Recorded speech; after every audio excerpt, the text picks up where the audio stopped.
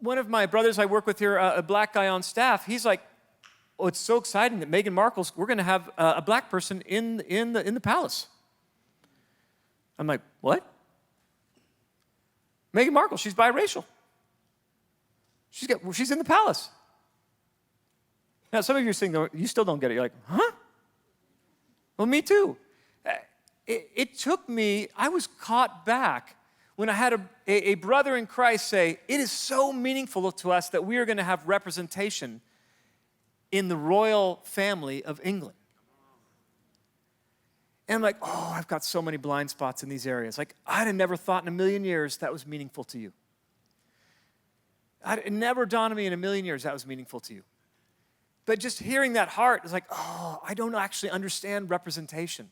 I don't understand how meaningful it is to see someone that looks like you in places of authority, in places of influence.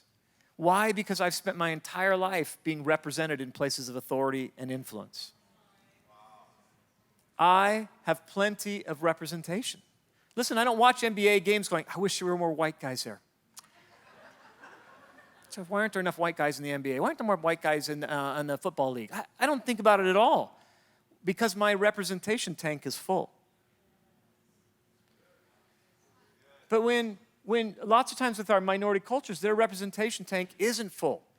And so when Yao Ming or Jeremy Lin breaks into the NBA, all of China goes crazy over it.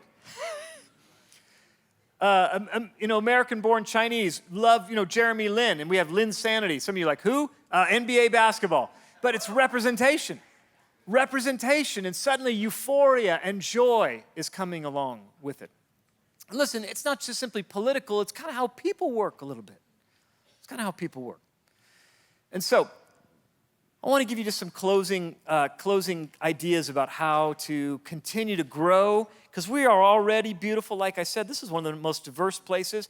We're going to be talking more about this. We love the groups that are happening here with Being, with the Latino group happening, trying to figure out even more. There's a Native American groups that meet as also with Jerry Aronson, as people just kind of try to find, not separating permanently, but separating for a little bit to be together, to kind of find their traction and find their voice and then come back to us even more powerful and ready. So let me close with this. Segregation used to happen by law. Now it seems to happen through economics. We talked about 2.5% of our churches only 2.5 have diversity in them. Okay? So we're going to have to be intentional.